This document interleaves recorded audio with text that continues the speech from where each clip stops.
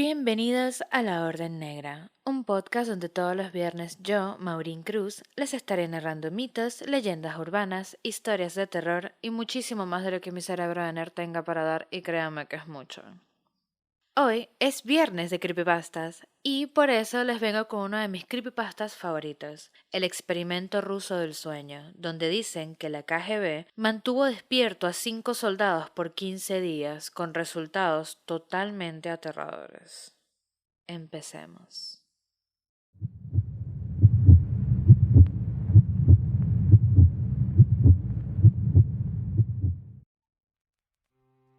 Investigadores rusos a finales de los 40 mantuvieron a 5 personas despiertas por 15 días utilizando un estimulante basado en gas. Los tuvieron encerrados en un ambiente sellado para monitorear cuidadosamente el uso de oxígeno, de manera que el gas no los matase, debido a las altas concentraciones de gas. Eso fue antes de que existiera el circuito cerrado, por lo que tuvieron que usar micrófonos y ventanas con grosor de 5 pulgadas para observar a los sujetos.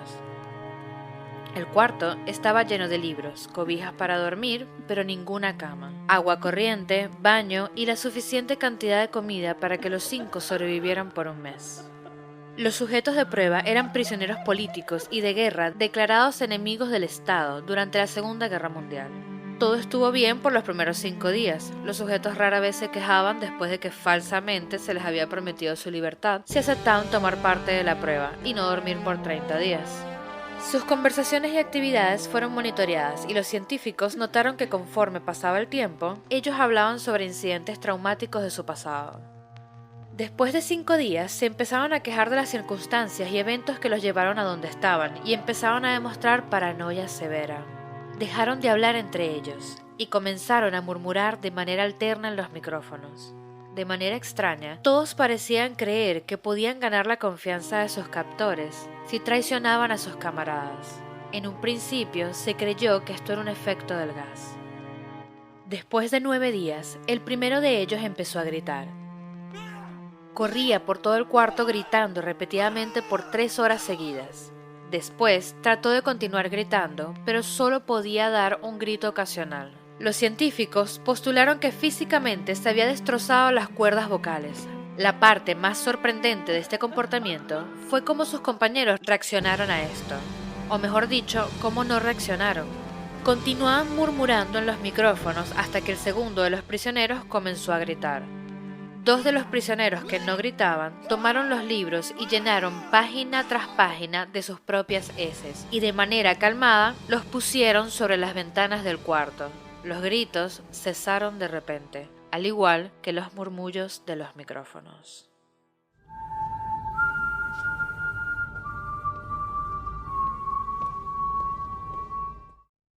Pasaron otros 3 días. Los investigadores checaban los micrófonos constantemente para asegurarse de que trabajaban, porque creían que era imposible no escuchar sonidos con 5 personas dentro. El consumo de oxígeno indicaba que los 5 debían seguir vivos. De hecho, el consumo de oxígeno era el necesario para 5 personas que hacían ejercicio extenuantemente. En la mañana del 14º día, los investigadores hicieron algo que no debían haber hecho para llamar la atención de los prisioneros. Utilizaron el intercom dentro del cuarto, esperando provocar respuestas de los prisioneros, pues temían que estuviesen muertos o en estado vegetal. Anunciaron: Abriremos el cuarto para probar los micrófonos. Aléjense de las puertas y acuéstense con las manos atrás en el piso o se les disparará. Se le otorgará la libertad a uno de ustedes si obedecen.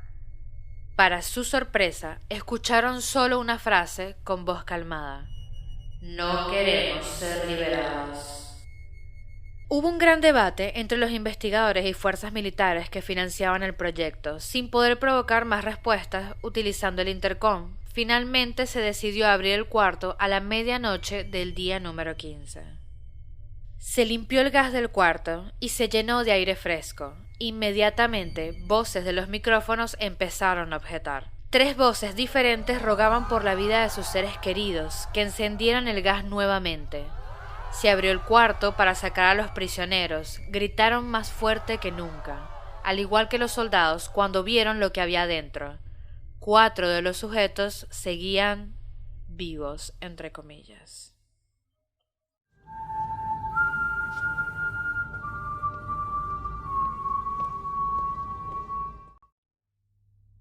Las raciones de los pasados 5 días no habían sido tocadas. Habían pedazos de carne de las costillas y pantorrillas del sujeto muerto colocados dentro del drenaje del centro del cuarto, bloqueándolo, permitiendo que 4 pulgadas de agua se acumulara en el piso.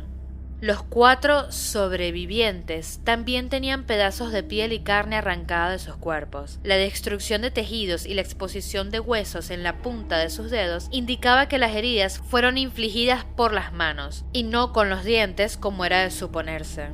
Al examinarlos, se descubrió que la mayoría de las heridas fueron autoinfligidas en su mayoría.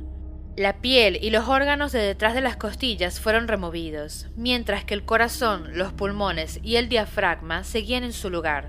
El tracto digestivo de los 4 sujetos podía verse trabajar, digiriendo comida. Rápidamente se hizo aparente que estaban digiriendo su propia carne, y que ellos la arrancaron y se la comieron en el transcurso de los días.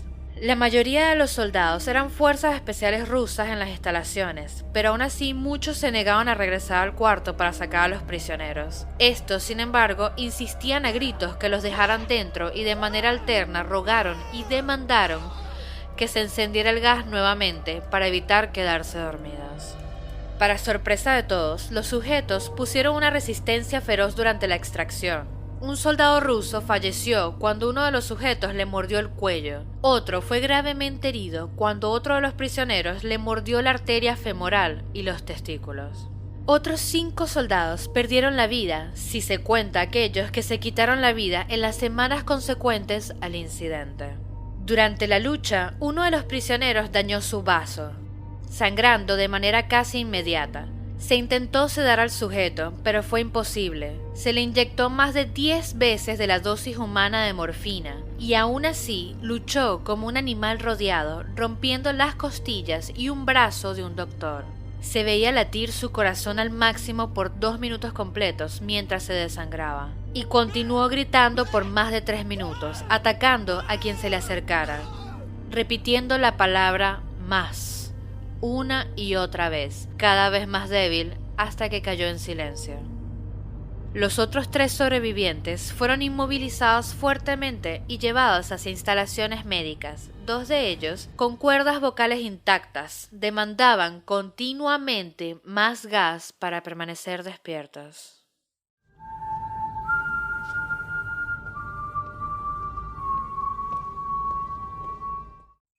El más herido de los 3 fue llevado al único cuarto de cirugía que había en las instalaciones. En el proceso de su preparación para colocar nuevamente sus órganos en su lugar, se notó que el sujeto era totalmente inmune a los sedantes. Peleó furiosamente cuando el gas anestésico se le estaba colocando.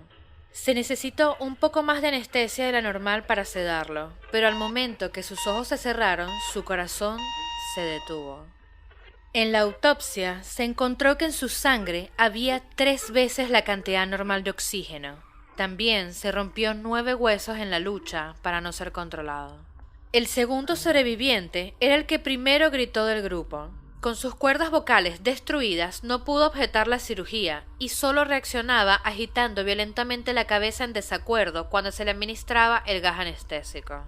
Afirmó violentamente con la cabeza cuando alguien sugirió hacer la cirugía sin anestesia y no reaccionó durante la misma, que duró 6 horas, en la cual se intentó reemplazar sus órganos abdominales y cubrirlo con lo que quedaba de su piel. El cirujano afirmó que era médicamente imposible que el sujeto siguiera con vida. Una enfermera, aterrada que ayudó en la cirugía, comentó que la boca del paciente formaba una sonrisa cada vez que sus ojos se encontraban. Cuando la cirugía terminó, el sujeto miró al cirujano y empezó a hacer sonidos fuertemente, como tratando de hablar. Asumiendo que esto era de gran importancia, el cirujano le entregó un papel y una pluma para que el paciente pudiera comunicarse. El cirujano quedó aterrado cuando leyó una nota que le entregó el paciente. Había escrito: "Sigue cortando". Se le hizo la misma cirugía sin anestesia a los otros 2 sujetos. Se les tuvo que inyectar un paralítico, pues ellos reían constantemente y le era imposible realizar la operación al cirujano. Una vez paralizados, solo podían interactuar con sus ojos. En el momento en que pudieron hablar nuevamente, exigieron una vez más el gas estimulante.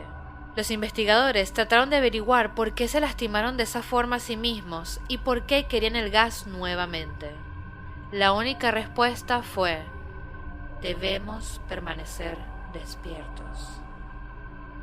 Se reforzó a los 3 sujetos y los devolvieron al cuarto, para espera de su destino. Los investigadores, enfrentando la furia de sus benefactores militares por haber fallado las metas del proyecto, consideraron dar eutanasia a los prisioneros.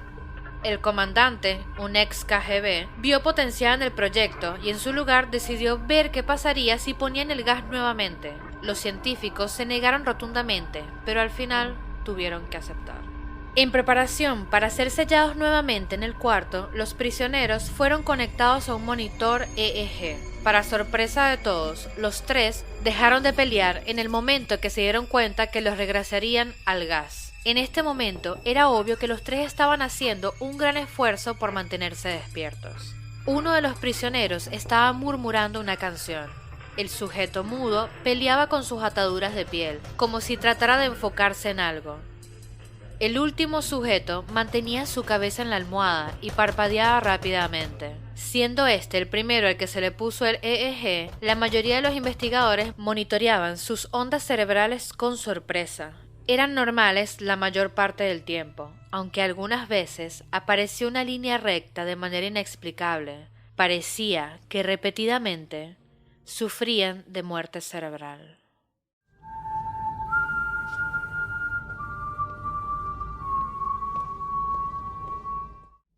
Mientras analizaban los datos, una enfermera notó que los ojos del sujeto se cerraron.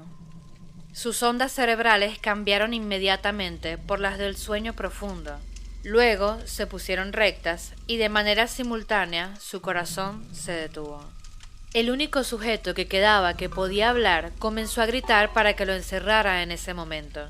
Sus ondas cerebrales mostraban las líneas rectas del sujeto que acababa de morir por quedarse dormido. El comandante dio la orden de sellar el cuarto con los 2 prisioneros dentro, junto con 3 de los científicos. Uno de los 3 inmediatamente tomó un arma y abrió fuego contra el comandante, matándolo de un tiro entre los ojos. Después apuntó al prisionero mudo y le voló el cerebro. Apuntó al prisionero que quedaba vivo, mientras que los demás investigadores escaparon del cuarto. «No me encerrarán con estas cosas, no contigo», le gritaba al prisionero que estaba atado al camastro. «¿Qué eres?», demandó. «Necesito saberlo». El prisionero sonrió. «¿Tan fácilmente te has olvidado de mí?», el prisionero preguntó. «Somos ustedes. Somos la locura que está encerrada en todos ustedes, rogando por libertad en cada momento de tu vida, desde lo más profundo de tu mente animal. Somos aquello de lo que te escondes en tu cama todas las noches. Somos lo que duermes y silencias y paralizas cuando te vas a tu cielo nocturno, donde no te podemos alcanzar».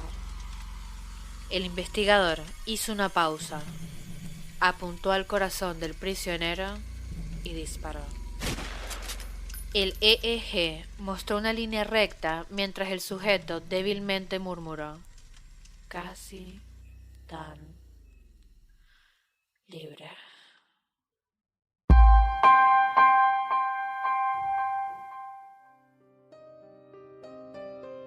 Ese fue el episodio del día de hoy. Espero que les haya gustado y les haya parecido tan escalofriante como a mí. Cuéntenme, ¿qué les parece que cada 15 días tengamos un viernes de creepypastas? A mí me parecen ideales para empezar con buen pie el fin de semana. ¿Tienen alguna otra sugerencia? Díganmela al IG, es @laordennegrapodcast, o al Facebook @lonpodcast. Besos, los quiero y nos encontraremos en otro episodio de La Orden Negra.